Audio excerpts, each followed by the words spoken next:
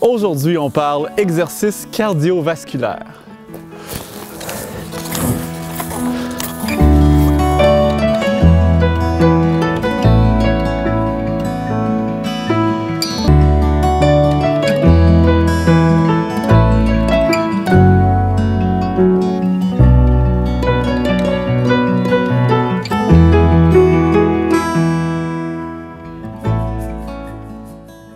L'exercice, l'anxiété et la dépression, y a-t-il un lien?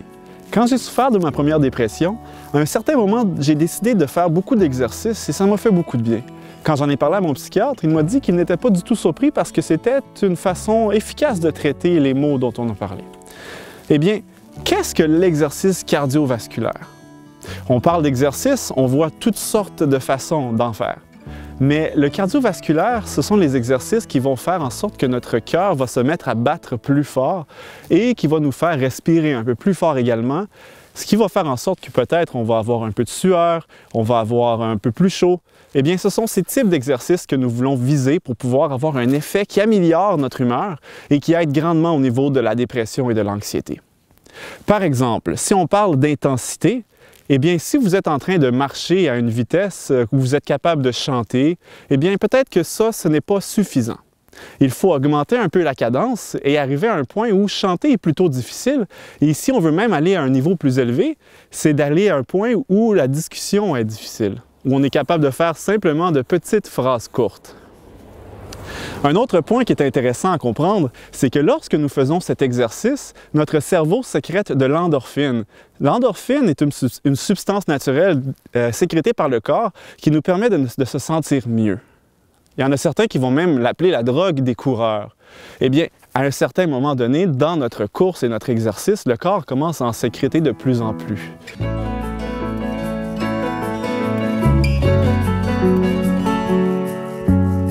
Bon, je vous parle de la drogue du coureur, mais il y a d'autres raisons pour lesquelles c'est très bon de faire ces exercices physiques-là. En fait, on augmente jusqu'à 30% l'afflux sanguin que l'on a dans notre cerveau et ça va faire en sorte que tous les nutriments, tout l'oxygène va y être amené et on l'a déjà vu, tout ce qui favorise le développement sain de notre cerveau, surtout au niveau du lobe frontal, va être excessivement bénéfique en ce qui a trait à l'anxiété et à la dépression. J'entends encore une fois votre question. Est-ce que, Chani, j'ai besoin d'avoir un pied de neige, des skis pour pouvoir faire de l'exercice physique? Bon, on blague, je sais que vous ne pensez pas réellement ça, mais j'ai quand même décidé de vous offrir quelques exemples d'exercices physiques cardiovasculaires qui sont super simples et que vous allez pouvoir faire peu importe les conditions. Par exemple, si vous avez une corde à sauter, c'est quelque chose qui est extraordinaire. On peut faire ça à l'intérieur, à l'extérieur, en toute saison.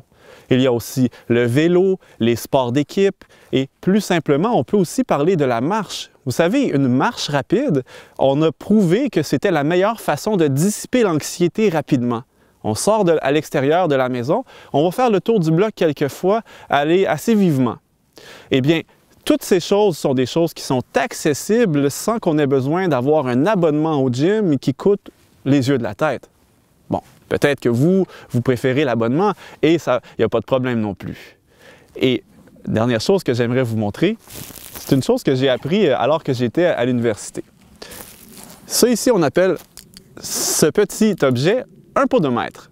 Pour ceux qui ne savent pas c'est quoi, eh bien ça compte le nombre de pas que l'on fait tout au long d'une journée. On met ça à la ceinture, on va qu'à nos occupations. Quand on arrive le soir, on peut voir combien de pas on a réussi à faire durant la journée. Pour une personne moyennement active, on aimerait viser environ entre 10 000 et 12 000 pas dans la journée. Ça va varier en fonction de l'âge, en fonction de la capacité physique, évidemment. Pourquoi je vous en parle? C'est que ça a été démontré que c'était une des façons les plus rapides d'encourager la marche et sur une longue période de temps. Si vous n'avez pas ce petit objet qui coûte quelques dollars sur Internet, eh bien, j'aimerais aussi vous apprendre que vous avez probablement cette fonction sur votre téléphone intelligent, peu importe l'application. L'important, c'est de regarder combien de pas vous avez fait et de vous donner des défis. Et si vous n'avez pas atteint le défi, vous allez dire « je vais me stationner un peu plus loin alors quand je vais au travail ou quand j'arrive à la maison le soir et que je stationne la voiture, je vais aller faire encore une fois, 2 ou 3 fois le tour du pâté de maison avant de rentrer à la maison. » Ce sont des petits trucs simples. Rappelez-vous, c'est très important de rester actif. En conclusion, on pourrait nommer une panoplie d'activités physiques. Je pense à la natation, à la course à pied, le rollerblade. Soyez créatifs. À tout le moins, ce que j'aimerais que vous vous souveniez, c'est que la zone cible à atteindre pour que ça ait un effet bénéfique sur notre anxiété, notre dépression, c'est que ce soit impossible de chanter une chanson lorsqu'on fait l'activité ou qu'une conversation soit difficile à tenir ou par de petites phrases courtes. On vise un 30 minutes par jour. Je sais, c'est pas évident. Quand on a la dépression, on n'a pas envie de sortir à l'extérieur. Eh bien, je vous donne des paroles d'encouragement. Sortez dehors et vous allez voir, lorsqu'on y est, tout d'un coup, on se sent mieux et on est content d'y avoir été.